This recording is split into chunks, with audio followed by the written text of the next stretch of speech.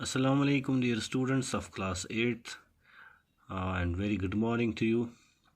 जैसा कि आपको पता है कल हमने chapter 13 pollution of air and water start किया। नाउ टुडे हमारा जो टॉपिक है इट्स एयर पोल्यूशन। आगे चलते हुए मैंने आपको कल बोला दैट एयर जो है it is a blanket of gases which surrounds the earth and it's a mixture of many gases जिसमें 78% लगभग बाय वॉल्यूम नाइट्रोजन है, अबाउट 21% ऑक्सीजन है, सिमिलरली कार्बन डाइऑक्साइड है, argon, methane, ozone, tracer gases and water vapours. So air is a mixture of gases and you know how much important this air is पूरी living creation के लिए कितना आयर important है। But इंसान की गफलत की वजह से the air is getting polluted और ये पोल्यूशन आयर पोल्यूशन जो है ये चीज़ को अंडरस्टैंड करने के लिए हम आगे बढ़ते हैं अपने टॉपिक में। कभी आपने ऐसा नोट्स किया होगा जहाँ पर ब्रिक्स बनाते हैं, ब्रिक्स किल्न कशर पठन यथ बठ वनान, और वहाँ पर उसके बीच में एक चिमनी होती है जहाँ से स्मोक निकलता है। या कभी आपने ऐसा नोट्स किया होगा जब आप रास्ते पर चलते हैं तो काफ़ी सारा धुआं होता है एंड जिससे हमें खांसी आती है। ऐसे एक्सपीरियंस जो है हमारी डे टू डे लाइफ में कॉमन है। अब अगर कहीं पर पार्क में आप हैं which is along side the road but that road is very busy with traffic, या कहीं इंडस्ट्रियल एरिया में या अगर हम रहते हैं, या कहीं ऐसी जगह पर जहाँ पर ट्रैफिक बहुत ज़्यादा है, ट्रैफिक इंटरसेक्शन पर at different types of day अगर आपने नोट्स किया होगा, चाहे मॉर्निंग में, इवनिंग में या आफ्टरनून में, या आपने ये भी एक्सपीरियंस किया होगा difference between a village and a town.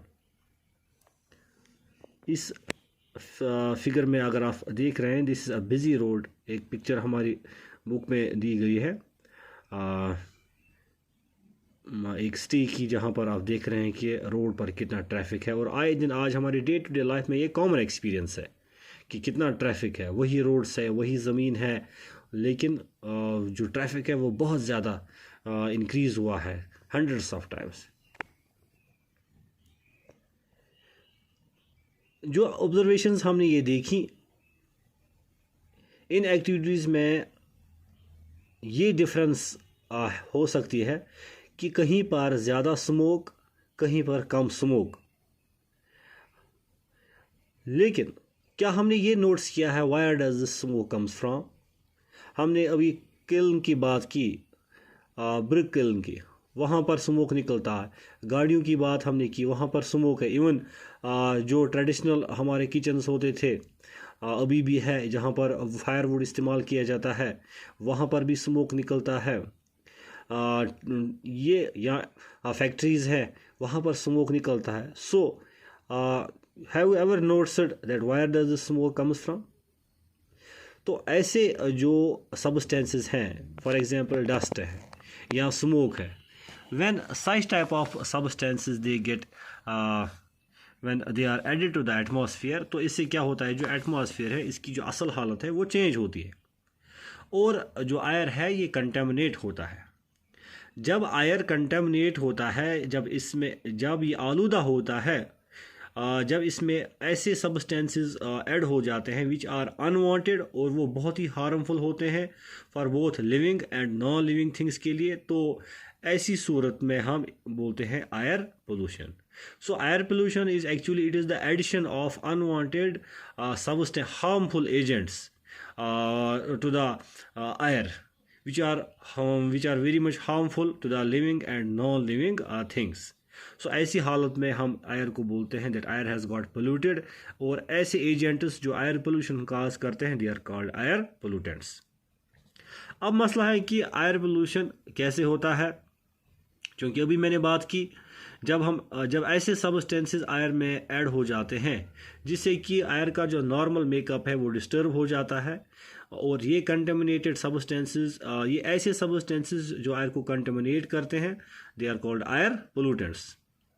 कुछ ऐसे एयर पोल्यूशन जो कुदरती जो एक्टिविटीज़ है, नेचुरल एक्टिविटीज़ होती हैं, जैसे कि अर्थक्वेक होता है या फॉरेस्ट फायर होती है या ऐसे कुदरती आफात होते हैं, वॉल्केनिक इरप्शन होता है, इससे भी एयर पोल्यूटेंट्स जो है जिसमें स्पेशली स्मोक है, they are released and they get added to the air. But the pollutants are also added to the air because of the human activities. इंसान की खुदगर्जी की वजह से, by the greed and by the over exploitation of resources, the pollutants are being added day by day to the air, जिसकी वजह से air has become more and more polluted. For example, जो gases हैं, harmful gases release होते हैं from the factories, from power plants, from automobiles, and burning of firewood, cow dung cakes by traditional means. So because of this, these activities, air is getting polluted and the air pollutants are being added continuously, जो कि living creation के लिए as well as non living creation के लिए बहुत ही मुज़र है। ये एक पिक्चर है जो कि हमें दिखा रही है, जिसमें हमें ये दिखाया गया है कि फैक्ट्रीज जो है इसके वेंट से जो gases, harmful poisonous gases release होते हैं इनटू द एटमॉस्फेयर। आए दिन न्यूज़पेपर्स में या हमारे मीडिया में ये बात आजकल कॉमन हो गई है दैट जो रेस्पिरेटरी डिजीज़ हैं, specially the metro cities, developed cities में यहाँ पर रेस्पिरेटरी प्रॉब्लम्स ज़्यादातर होती है, स्पेशली चिल्ड्रंस में। मगर एक इसकी वजह क्या है? It is because the air pollutants. Survey conduct हुआ है जिसमें हाउस होल्ड्स में अगर नेबर्स में या फ्रेंड्स में अगर हम सर्वे करेंगे, that we will find that many of the childrens they are facing respiratory problems, and it is because of the harmful agents which are being released continuously into the atmosphere. So these respiratory problems, इनकी जड़ जो है actually it is the air pollution.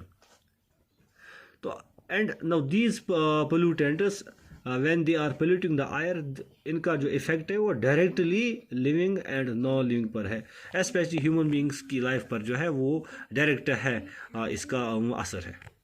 सो इंशाल्लाह इस topic को आगे कल हम कंटिन्यू